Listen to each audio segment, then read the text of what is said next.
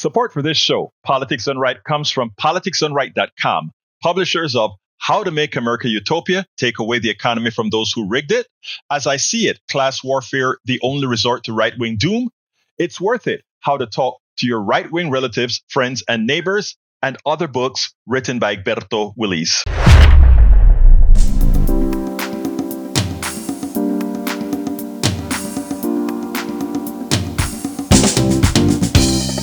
Welcome to Politics Done Right. I am your host, Egberto Willies. This is a progressive program that will take the mystery out of politics. This is the program that will encourage you to make sure government becomes we the people.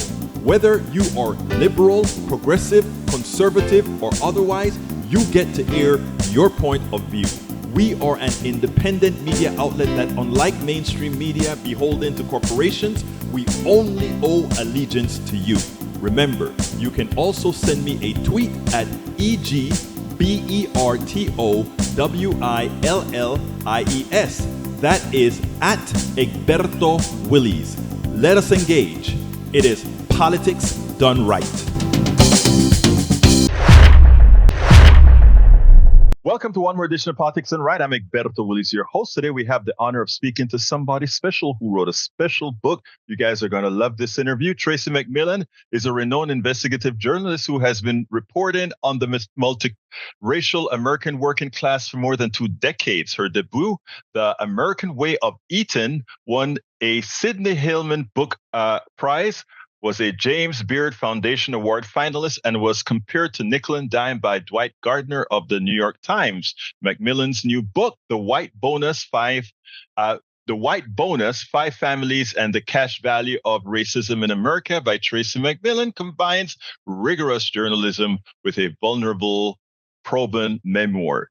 In it, she poses an urgent question. If racism denies people of color so much, here's the question. Just how much does it give white people not an amorphous privilege, but in dollars and cents? It's my pleasure to have you here. Tracie, how are you doing this morning? I'm really well, Egberto. Thank you for having me.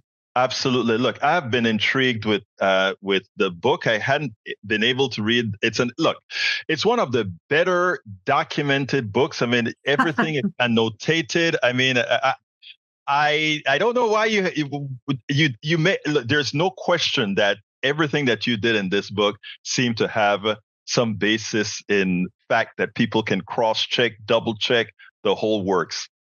That is journalism that you don't see today. So thanks for writing the book. Thanks. Now tell me, why did you do it? Yeah, I wanted a better way to talk about my experience in the world, right? I'm a white person who didn't grow up with a ton of money. But I understand that racism is a thing in the world and it happens. And when there would be these conversations about white privilege, I would get sort of stuck, right? Because I'd be like, well, I'm not Elon Musk. My parents didn't bankroll me through college and give me a down payment. Like, what did being white really get me, right? Because so often when we talk about white privilege, we're really talking about racial and class privilege, right? We're saying like, oh, your parents paid for all these things, blah, blah, blah. But actually, most white people in America don't have parents who are bankrolling them, right? So what does that stuff look like for me and for us? And I also just felt like, we need to be honest about how racism works if we're going to dismantle it. It seems really clear that racism is, impoverishing our democracy. It's eviscerating our safety net. It's making life worse and worse for many people, not just people of color. And I wanted to understand both what I got, so then I could also talk about what it costs us. Now, the reality is, in these times, in the times of Trump, in the times of you will not replace us and all these types of things, it is not an easy thing to do because you're a white person. You can just, go with the flow. Whether you don't really have to put yourself at risk to write something like this. Did you have any concerns as far as what it would do for you career-wise or other to write such a book? I mean, not when I pitched it, right? I mean, I pitched the book in 2019. I got a sizable contract, right, that let me work on the book full time for the last several years. I mean, I had to take out a loan and things like that to get through. This gets into the weeds about how book payments work, right? But, Hmm. you know, I got significant enough interest from publishers that I thought, well, like their job is to find books that will sell and be important. So that seems okay. I mean, and I love my work as a journalist, but I'm a freelance independent journalist. I'm not bought into the larger institutions the way that somebody who's on staff somewhere is, right? So maybe it hurts my career in some small way, but it just doesn't seem there's some ways in which like my career is not, it's not like my career is so deeply valuable, right? That, if it goes a little sideways, I mean, I'm always finding other ways to make money. So, Well, actually, I do think it's. I beg to differ. I think this is one of the. Again, in reading how it came from me, I think this is one of the most important books that's been written right now. And one of the reasons, and I don't know if you follow what I do, but there's a paragraph in your book that I said, "Oh my God, these are the things that I speak about almost on a daily time in my thing." And it goes as follows: there are so many things that I could not see. I could not yet see how many assumptions that I was not supposed to get food stamps came from racism and other forms of cruelty. I'd internalized things that ran so deeply I could not have told you they were there. I would have told you that they were not for me because I was educated and had options. But the shameful truth is that I did not think food stamps were for people like me because I felt material need was something that only really happened to people that were not white. And let me tell you something. Today on my KPFT program in Houston, in getting a thing across to some of my white audience, it was I kind of mentioned the Appalachian story and let them understand that one of the reasons many of them could have the feelings that they had is because they couldn't see themselves in Appalachia because they didn't know about Appalachia. What a book like yours do is it opens the door for things that people think and just let aside, but you give them a reason to think a bit deeper, which is why I loved what you're doing. oh, thank you so much, Egberto. That's really, thank you for telling me that. I think that's one of the reasons that doing this book as memoir was really important. Because so much of the way that white Americans engage with questions around race and deserving and the role of government, all that, there's a lot of deeply internalized thinking about race and equity there.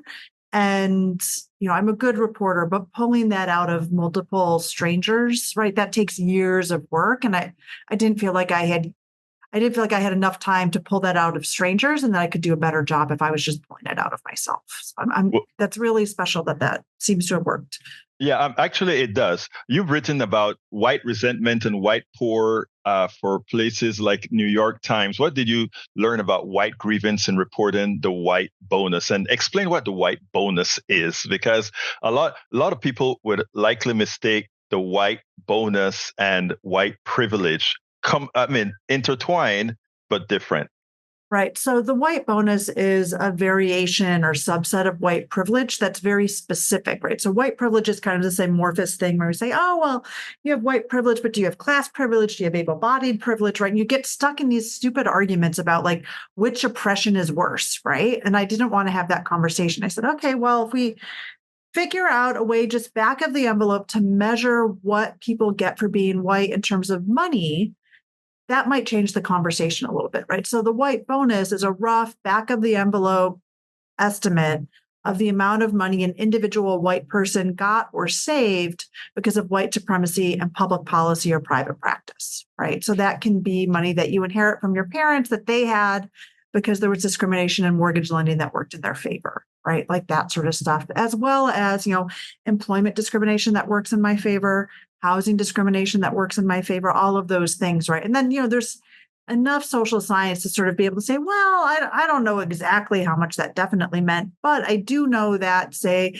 the wage premium for a white person over a Black person, right, is, I think it's generally speaking at least 10 to 20 points, right? And so, all right, well, like if I was making $1 an hour, then that's, 20 points above what a Black person was making. So I was making 20 cents on the dollar more, right? And then calculating that out. And you did that. You, like I said, you the chart that you did, where you, I mean, that chart was great. The chart that you have in the book, I think it's titled "The Tracie's White Bonus." I love the way you, and then you separated it into white bonus and white bonus family, white bonus social. And I tell you why that is important. I think that is important because you were able to come a lot of this from a personal standpoint. A lot of people think when people talk about this subject like yourself, that they are talking in some abstract fashion. You're sitting down in an ivory tower talking about this stuff. A lot of this stuff you've lived it. Now, talking about the bonus as an example, I had a friend, a good friend, a white guy. Both of us started business together. We went to the same bank to get $40,000. They invited him in. He had no collateral. He got the $40,000 loan. They looked at me and told me, don't even bother filling out an application because, you don't have collateral. So I financed my business on 18 to 22% credit card debt, while he financed his on 6% debt. These are things that when you came out and put that numerically out, you show, and again, coming from someone like you, it's like, oh, wait a minute, I can actually see it. And very rarely do you find that authors are able to self-instantiate the things that they're talking about. You brought in subjects. How did you find them? Yeah, so it was really important actually that I had the first person stuff when I went out to find people to work on this book. Journalists, are sort of trained to be like, okay, you go and you find strangers and you say, hey, stranger, you're having this experience that I don't know anything about. I need you to tell me about it so I can tell other people, right? But it'd be a little much for me to go up to other white people and be like, hey, stranger, you're white. I don't know anything about that. Would you, right? Who would trust me? Right. So I just felt like I had to do the first person stuff. And then finding the subjects, right? That was a mix of people I already had some personal connection to, and then more traditional journalistic routes of like going through advocacy organizations, or sort of other professional contacts, right? So, for instance, I have a chapter that's about a union nurse in Pittsburgh, right? She's a member leader with SEIU. And so I had gone to SEIU and said, hey, this is the project that I'm working on. I know you guys do a lot of thinking about how race works with your members, particularly in Pittsburgh, because that is a majority white city. So even though SEIU is mostly people of color, right, they have a lot of white members there. Do you have anyone that might want to talk to me? Right. And so they helped me find somebody and then really just left me alone. Right. Which was great. When I went to find the millennial women in Hattiesburg, Mississippi, right, who'd gone through the public schools as they were resegregating. Those are folks that, my first book, right, was about food. So I was friends with people in sort of the world of food in Mississippi. So I knew a bunch of journalists and writers and photographers and started reaching out and being like, does anybody know anyone? Let me break a second and keep up to say that, because you talk about that first book actually brought some of this, the subject of racism into your, not into your vision, but that it helped in you developing this book here. Why is that? Yeah. So the first book, right, I worked undercover in 3 jobs in the food system. So I was a farm worker in California, a Walmart worker in Michigan, and an Applebee's worker in Brooklyn. And it meant that, 2 of those 3 jobs, I was the only white person in the workplace. And in the Walmart job, right, it was an integrated workplace, right, both Black and white and Hispanic workers there.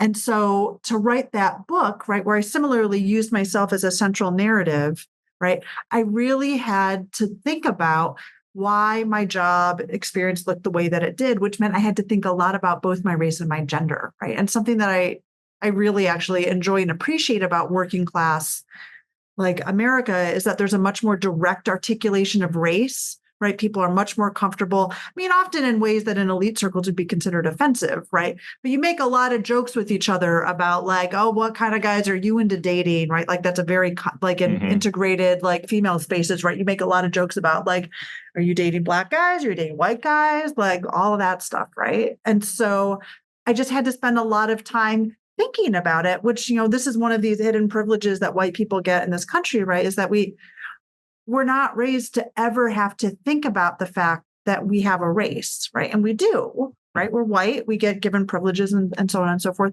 but we're trained to think that we should be colorblind and not see race. And that just gives like white supremacy more power, right? Because it's hidden, so you can't fight it. So writing that first book was sort of my chance to be like, oh, like I am definitely getting treated differently, because most people just, life is hard. You work a lot. You want to spend time with your family. Most people don't have time to sit around and be like, I wonder why I was treated that way at work today, right? You're just like, oh, thank God I got through the day, right? So it was really special for me to do that book that then bled into this one, right? Because that book published in 2012, right? You have Trayvon Martin, you have Mike Brown, you have all those things happening and sort of like that level of racism becoming much more apparent. And then for me, as we got into the Trump election, I just, and I write about this in the foreword to the book, I was just like, I knew this. I knew this. I wasn't surprised when Donald Trump was elected.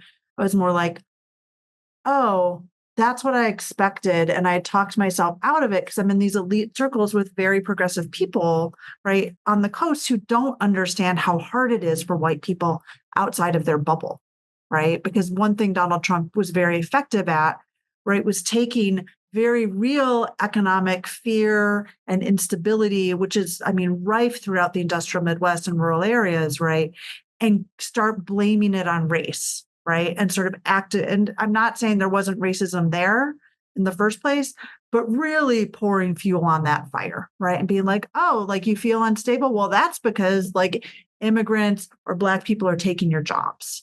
Right. And sort of activating that. And you see that again and again in American history, right? That none of this is new. But it was really being able to do that first book that led me to this one. It is amazing because, like I said, sometimes when I was reading some of the write-up on you, I felt like, wait a minute, are we sourcing the same things? Or wait a minute, is she a closet person listening to some of the stuff we talk about, or what? Because it's just amazing that the same conclusions that are coming from it. And what I love about it is these conclusions are coming from a white journalist, right? And the problem that I find, and this is where I'll go into the question about the myopia within the journalism, right? Because as it turns out, there are a lot of problems that have I call it a racial economic component. First of all, I'm the one that on my program always say race is one of the stupidest things out there, period. Bar none, race is the stupidest thing out there because technically speaking, and I don't even want to go into the subjects, but after you've lived together for a long time and see your wants, your ifs, your needs, and you find out, oh my God, you mean I care about my kid just as much as you do? You mean I care about these things just as much as you? You mean I even put my pants on just like you do? It's sort of a silly thing, right? That we just make pigmentation have such an effect on people. Now, as it turns out, like I said, when I read some of the passages and when I see it, it is like, why is it that journalists, the people who should be doing the investigative things, don't kind of open the door to Americans like your book will to quite a few people, especially given the source? Why is it that they're not doing their job and they're making the narrative come from those who have an ulterior motive in creating a false narrative? Right. Well, I don't think that there's like a conspiracy afoot, right? But I just think that, white Americans don't learn the truth about racism in our country, right? Or about race, right? We don't learn, like you can absolutely be raised in America as a white person and not have to understand anything about how racism works, not have to understand that race affects you as a white person, not understand that it probably shaped your family's economic circumstance, right? There is no person of color in this country who doesn't understand that being white often opens financial doors for you, right? So one of the weird tricks with this book is that, like I talk to like white people and they're like, wow, I never really thought about how being white could be valuable, right? And people of color are like, the white bonus, I've been wanting a phrase for that. I've been watching this my whole life. Like, thank you for the phrase. Right. So it's like a very different like thing. People ask me like, oh, who do you hope reads this? What do you want? I'm like, well, I hope for for white people, it makes things like a little clearer and both like opens up a conversation about what we get so that we can also be honest about what we lose because of racism in this country. We lose a lot, including most white people. Not as much as people of color, right? But we're still. But I'm gonna push back a bit. I think this book ought to be read by everybody because I tell you, a Black person reading this book gives them. On my program, I speak to everybody, and I try to get whether they are rude to me, whether they call me by the epithets or whatever. I'm always one way and nice to them, and try to get through them. And I think what your book does for somebody that isn't white is to let them see the vulnerabilities that being white has as well. Because in reading your narrative, many of the things I'm like, there are times I'm looking at it and say, oh my God. Things that I know, but when it's written, when you write it down, it's like, and you don't even realize it. I mean, when you make a statement like that part that you made where you said, a person like me shouldn't be on food stamps. That's a profound statement because it's instantiated into the heads of many people, right? And the answer that I gave this morning, in fact, I said, do you know what it feels like when that person in Appalachia goes out there and see all those executive Black folks that they normally would think, they were trained to believe a certain way things work, and they're having it hard as hell. And then Trump comes in with a false narrative, like they got there not on their merits, but because of something they're taking from you, right. And that's why I try to bring a whole lot of that into the argument. And your book, I think, cauterized it in many ways for everybody to see that, but for the, it is like it's written for two audiences, right?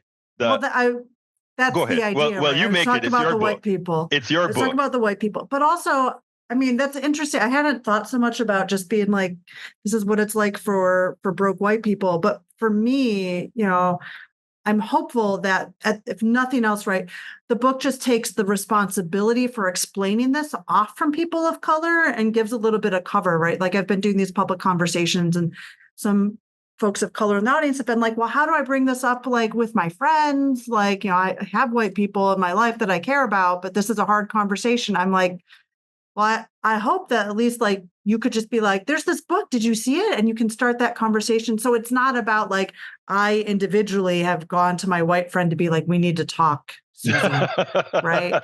You're just like, Susie, I heard about this book. Have you seen this? Right. And can sort of open up that conversation in a way that's a little easier and for folks to navigate.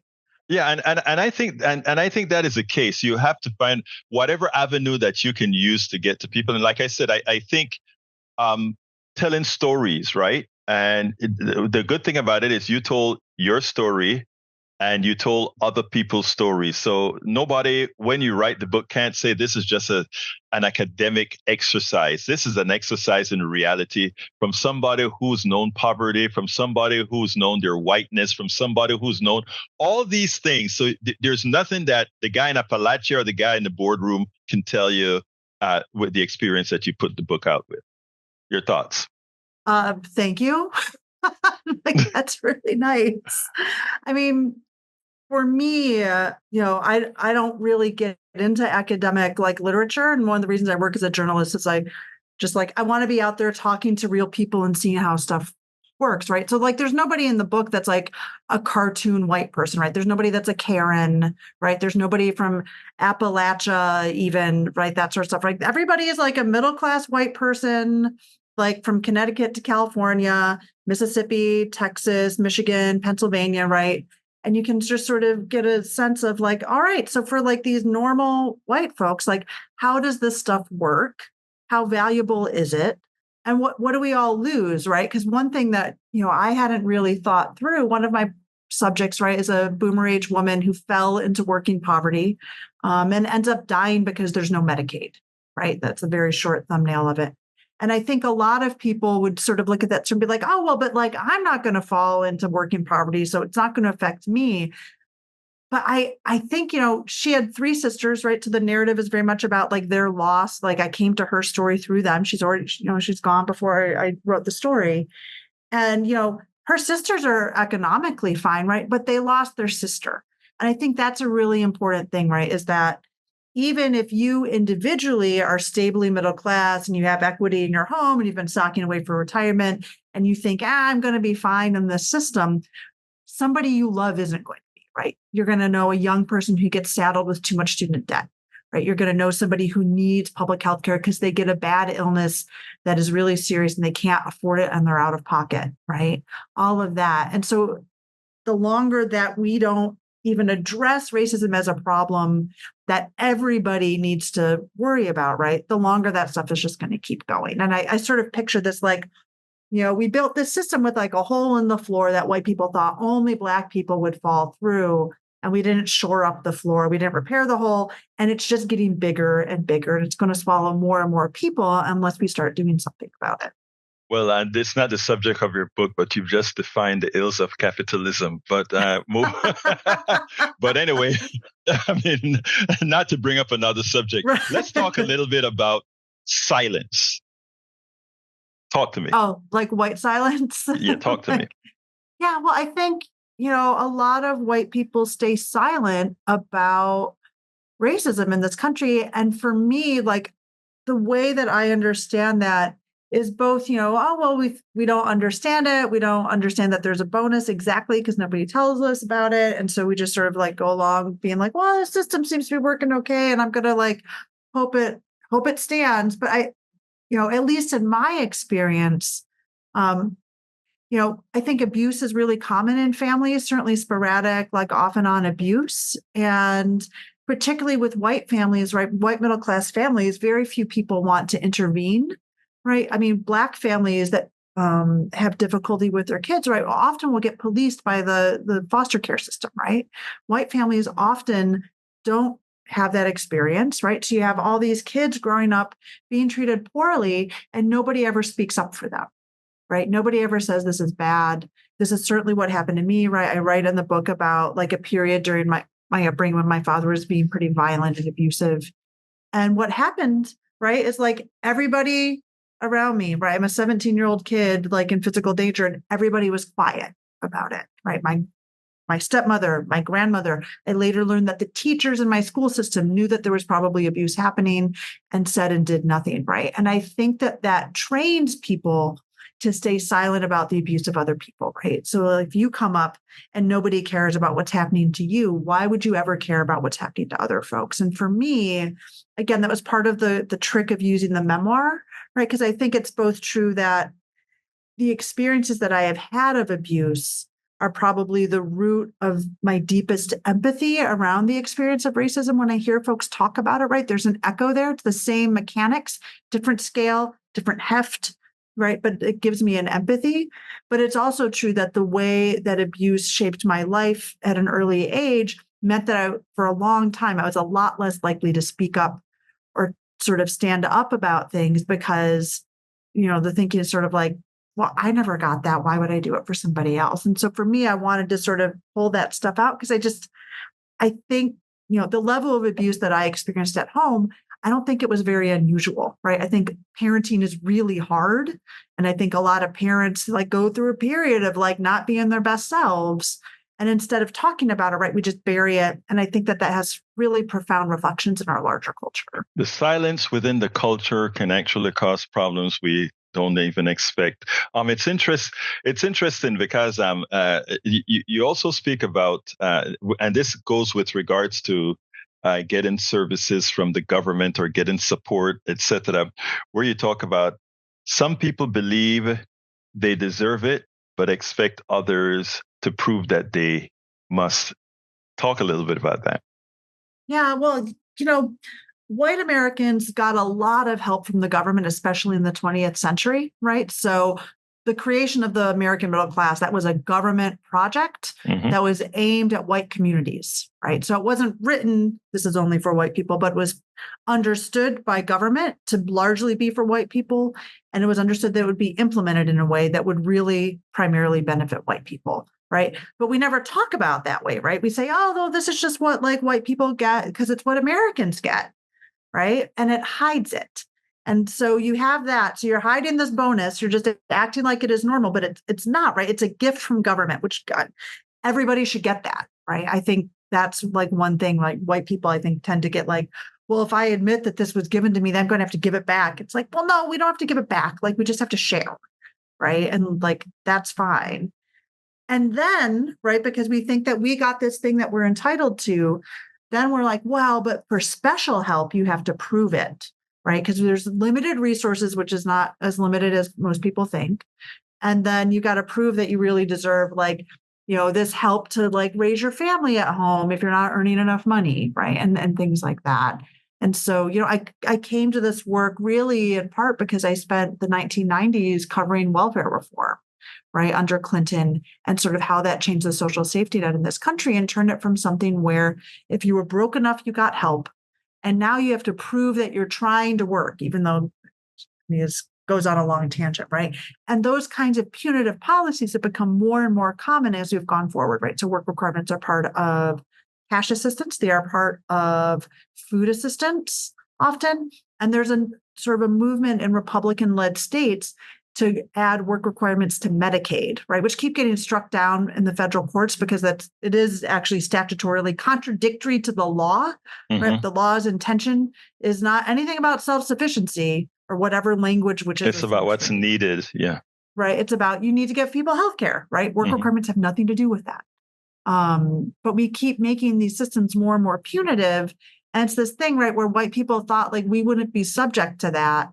And it's starting more and more, I think, to be hitting everybody. Yeah, at the end of the book, so this is the second to last I'm going to make a statement, then I'm going to ask you the last question.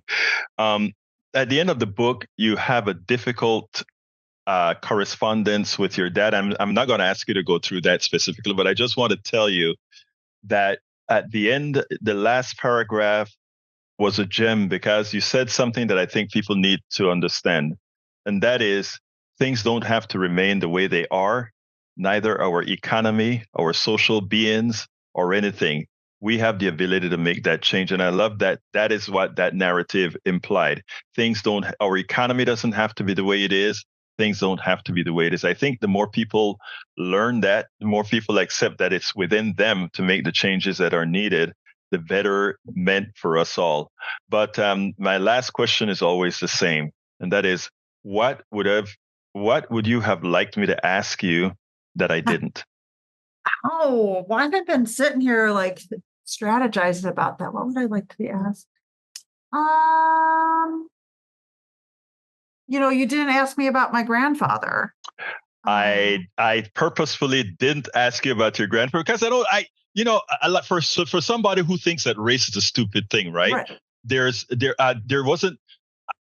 I found the story interesting, but it was like, well, if I were to take the blood of just about every white person in America today, they would show some African descent. But tell the story. Go ahead. Right. So it's just that, when I'm calculating the white bonus and going through my family, right, I realized that all of the inheritable wealth in my family really comes from one grandfather, right? I mean, there's some wealth on my mom's side, but really everything that got down to me came from my dad's dad, who's a banker, right? Became a banker in the 1920s when there were 250,000 bankers in the US and only 80 were Black, right? Had a racial covenant on his home.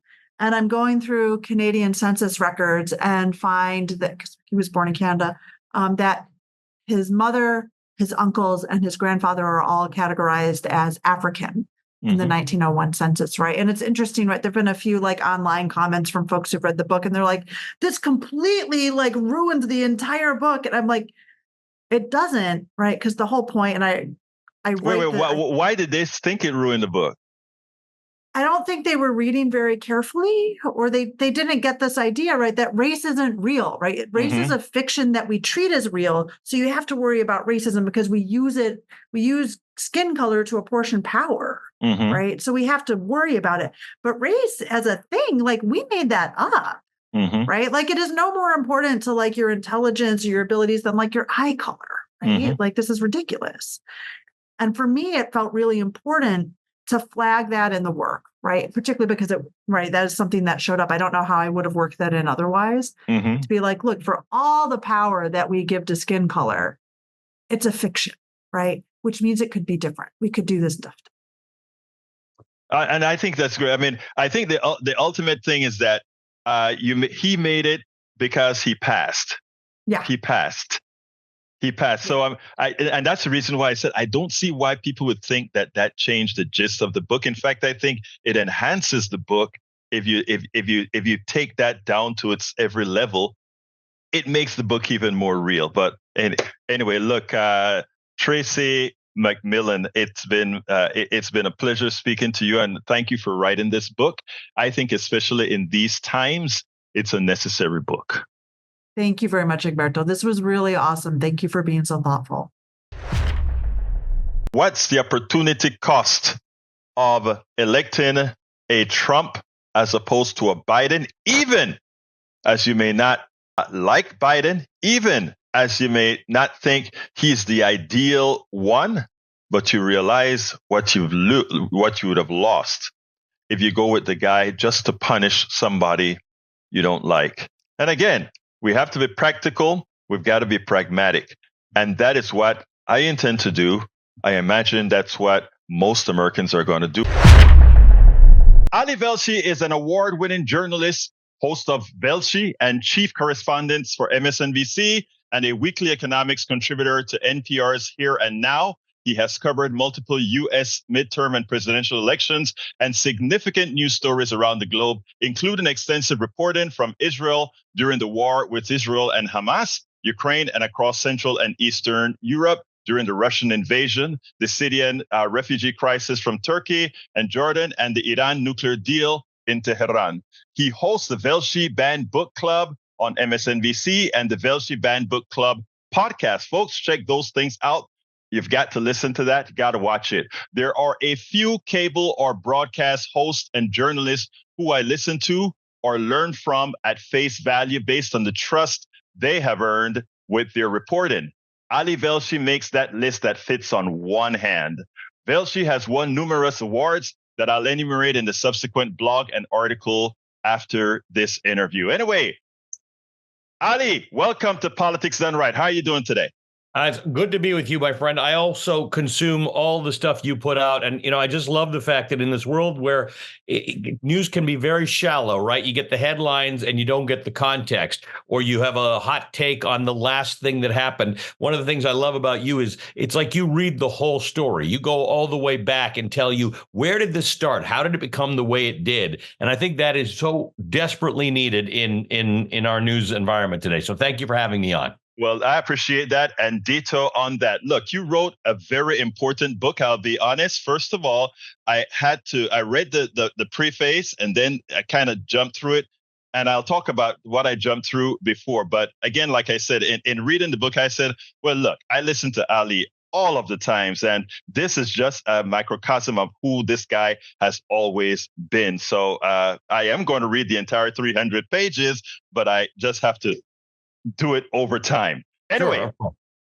How to become an American in 3 steps got to me. And that you could make a movie out of that chapter. Look, you said it's 3 steps. The first step is arriving. The second step is the paperwork. The third step, I tell you something, really took to me. Here's what you wrote. You write this about being shot by the police, even as they knew you are a journalist. That was the moment, you said, that was the moment when I finally became a citizen in the deepest sense of the word, because that was the day I understood how invested in this place I truly need to be. One day I'll find out who shot me. And when I do, I'll go and I'll thank them, because what they did was open my eyes. They woke me up. They changed my entire outlook on democracy. That rubber bullet told me, you are in this fight. You are not watching it anymore. You are in it, whether you want to be or not. And that epiphany, in turn, is what led to this book. Yeah. Man, that is profound. Tell me about that. Well, as journalists, we always struggle with, are we observers or are we in the story? And we try very hard not to be in the story, right? But as you know from my reporting, because you followed it for a long time, I don't ever want to be the subject of the story, but I always want to be in it. Insofar as I'm always on the ground with people. In the Ukraine war, I was on the train platforms when people were coming in. I don't like to be on balconies. I like to be talking to people all the time about what's going on in their experience. So I don't have this division between journalists on high and everybody else out here. But what I realized in Minneapolis when shot, not that I was shot, people get shot all the time, shot by an agent of the state who, I haven't tried this in court, but I believe knew that we were journalists and we identified ourselves as such. And I realized at that point, you're not an observer. You can't say, wow, what a great job. I get to watch history unfolding. You're in history. And all of a sudden, it created this direct line 125 years back to my family, who had been people who had done things to try and better the society in which they lived, including fighting apartheid for a long time. Right? I have a grandfather who was Gandhi's youngest student. I have an uncle who was in jail for breaking the law and fighting apartheid. And I thought that when my parents came to these shores 50 plus years ago, that battle was over. That fight for democracy was over. We live in real democracies. Little did I know that democracy is a cactus, right? It's pretty hardy if you have it, but you can't just stick the cactus in a dark drawer and hope it grows. It needs some care and watering, and we are all in that fight. That's when I realized in that moment, I'm in it. It's not just my job to tell people what's going on, but to bear witness for them, to hold power to account. Police and later on, Donald Trump described that night in Minneapolis when I got shot as something far more colorful, but entirely wrong. It was entirely dishonest. It was this idea that we and the protesters were doing things that we simply were not, because it was live on TV. I was shot while live on TV describing a peaceful rally, a peaceful march into which the state police and the Minneapolis city police and the National Guard had come in and started firing tear gas and flashbangs and rubber bullets. If we're not there to tell that story, the story does not get told. And hence, we have to be part of the story of democracy. Democracy depends on an informed electorate. If the electorate does not know that the police are shooting at people who are not doing anything wrong, that the police are shooting at journalists to try and silence them, that the police want journalists curfewed because when journalists are curfewed, police get to do whatever they want to do. That's what happens in other countries. You and I come from other places. We know what happens when journalism is silenced and authorities get to do what they want to do. And that cannot be allowed to happen in America. You have a very interesting history. You are a person that came from many places. You said you had so many passports. What does one more have to do with it? Tell us a little bit about that, because I think one of the reasons you are so good at what you do is because you have seen it from so many different angles, not only ethnically, not only racially, but in every single aspect. And I think to some extent, journalists, if they haven't lived it, they at least need to have learned about it. And our educational system is so poor that they don't. They just think glory, glory, hallelujah, and nothing else. So please expand on that. We have to read. If we don't live it, and I have lived much of it, and I have, thanks to my employers, NBC and Al Jazeera and CNN, I have been around the world for these things. So when I was in Iran when we did the nuclear deal, but I was talking to Iranians the whole time. I was also interviewing vice presidents and politicians, and I do a lot of that. But that's half the job. The other half of the job is knowing how people live and how people think. And I really think that. Look, in 2015 is when I became an American citizen. What did I care? I had a lot of citizenships, and I'm Canadian. Having a Canadian citizenship is probably one of the best citizenships in the entire world. I thought of citizenship as a series of rights, including the right to vote. And that's important, but I didn't care that much. In fact, many of us didn't care that much in 2015 because we weren't worried that democracy was coming apart. So what did my one vote in New York actually matter? What happened that night in Minneapolis is I learned that citizenship is not simply your right to vote or any of the rights you are accorded under the Constitution. It is your obligation to make society better. It is your I complained to a buddy who said, a Canadian who had become an American, who said, "Why didn't you become an American citizen?" And I said, "Well, I don't want to do jury duty." And she laced into me. She said, I read that. Yes. Yeah. She said, you want to enjoy the fruits of this country and the good things that it gives you, but you don't want to sit for jury duty. But her larger point was not about jury duty. I still haven't done jury duty, by the way. The larger point was you owe your society certain things. And in this perilous time in which we exist in 2024, in 25 years, when our grandchildren ask us, what is it you were doing when democracy was imperiled in 2024? You do not want to be able to say nothing. You do not want to be able to say, but I wasn't really paying attention. It didn't really affect me. It fully affects you. So my getting shot made me realize, because I'm not a black man in America who is in danger of dying when the police pull them over. I am an American citizen who understands that people are not treated equally in this country. So when a black man's life is snuffed out on video in Minneapolis, democracy and justice are not applied equally, and that applies to me. In 2024, today in America, you and I enjoy certain rights that every woman in our lives does not enjoy, which means democracy is not being applied fairly and equally, which means it is not finished yet. And because I come from a place where there was apartheid, I understand that when it's not equal for all, it's not equal for any. 6% of the population of South Africa, the white people, had the vote. They thought they had a perfect democracy. If you were white in South Africa, it felt amazing. But there's zero democracy. If there's not democracy for all, it doesn't exist. And that's what we have to realize. If you don't struggle to vote because of where you live, it doesn't mean that it's not your fight to make sure others can vote clearly. If you don't ever need to get an abortion, it doesn't mean that you don't have to fight for others who may need that one day. And that's what that date in 2020 when I got shot meant to me. I am in the fight the same way everybody else is. I do not have a privilege as a journalist to stand off to the side, watch what's going on, and tell you all about it. You know, Ali, it's interesting because in the original journalist school of thought, it was person A says something, person B says something, and you just throw that out there. And what the Trump group, the MAGA group, and many others, even let's say during the Red Revolution, et cetera, what they've learned to do is they've used that supposed balance to abuse the system, to mislead the folks. And what I love about what some journalists, as I said, on one hand, they do is they force context.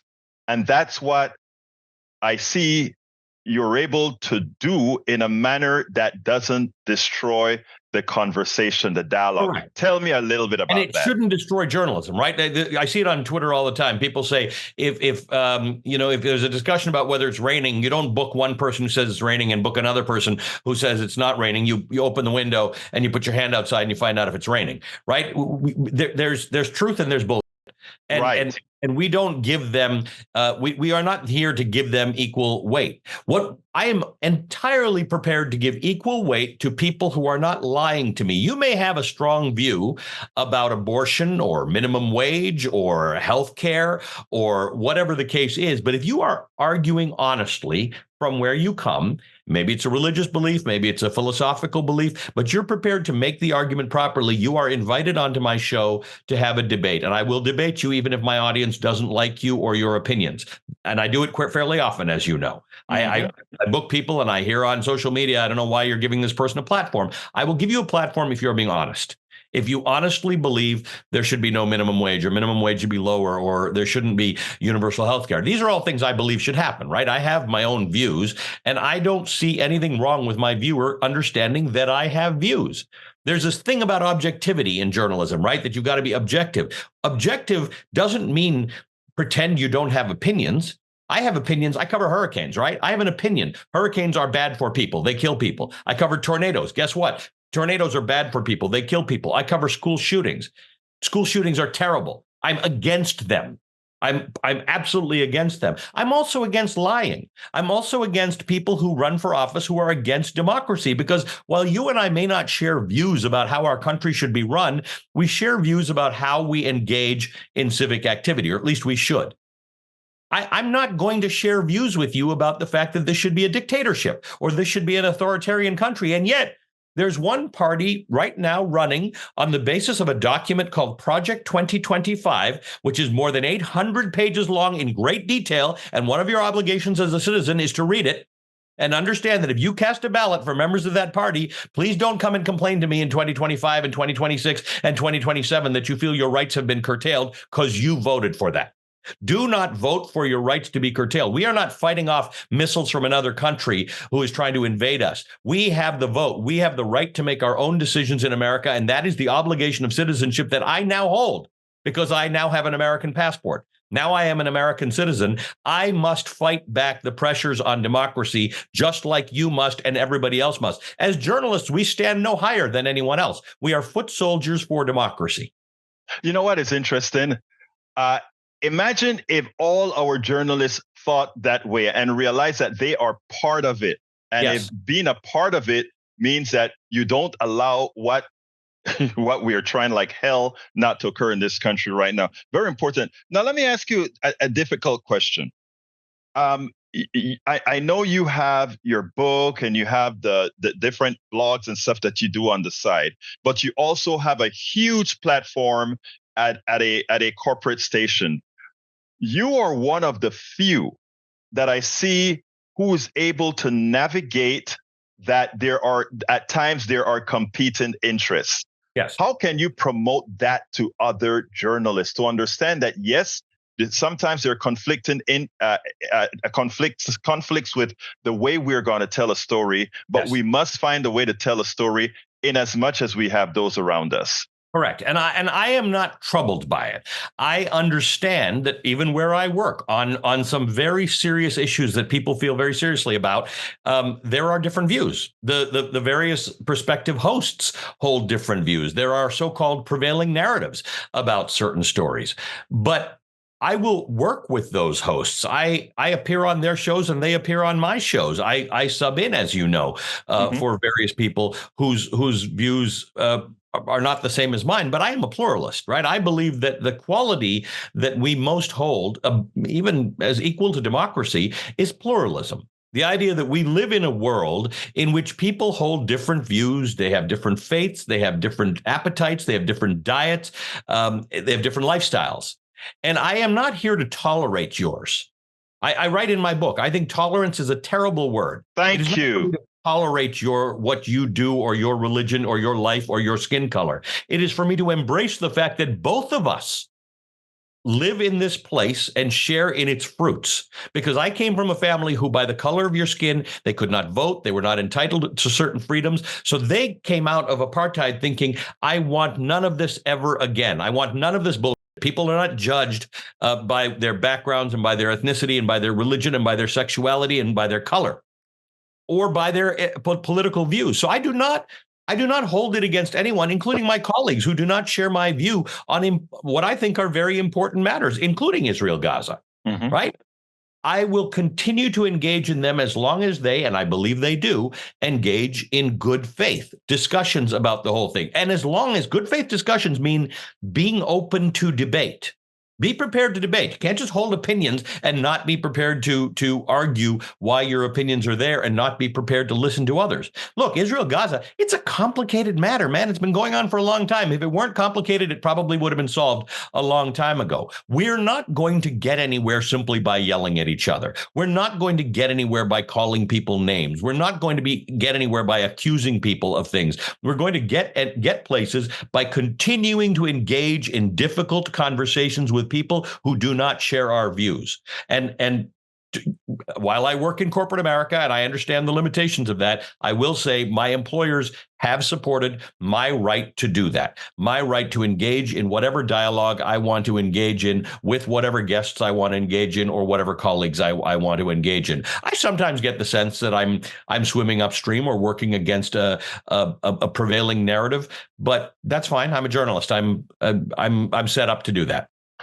That's why everybody needs to get small acts of courage, a legacy of endurance, and the fight for democracy, folks. That book is going to be listed in the article and the correspondent blog for this program. Ali, for everybody who I interview, there's always a last question, and it's because I know my limitations, and that is, what would you have liked me to ask you that I didn't, or what do you want to say that we hadn't touched on based on the interview thus far? Well, the message in the book, it's an easy read. And part of it is people take all sorts of messages from it, right? Some people think it's a book about immigration. Some people think it's a book about ancestry. Some people think it's a memoir, but it's not. It's more about my family than it is about me. But fundamentally, it is an ode to citizenship. It is an ode to the idea that all of us can, in our own small way, change the circumstance we're in. Many of us feel very disheartened and overwhelmed by the political situation we're in, but we can engage, as you do, right? You engage all the time. You have not decided, I'm done. This is too hard. This is too much work. And the whole point of that book is that we all have the power to change something. You may not even live to see the change. But because that's what I write about in my family. My grandfather died in 1961 at the age of 58, thinking all his efforts had failed, and yet his son became a member of parliament, and his grandson is the guy you're talking to right now. So my point is, do not give up. Do not think that you are impotent. You are not. You have strength and you have power. Ali Velshi, award-winning journalist, host of Velshi, and chief correspondent for MSNBC. Thank you so kindly for having been on Politics Done Right. Thanks for having me. Support for this show, Politics Done Right, comes from politicsdoneright.com, publishers of How to Make America Utopia, Take Away the Economy from Those Who Rigged It, As I See It, Class Warfare, The Only Resort to Right-Wing Doom, It's Worth It, How to Talk to Your Right-Wing Relatives, Friends, and Neighbors, and other books written by Egberto, Willies.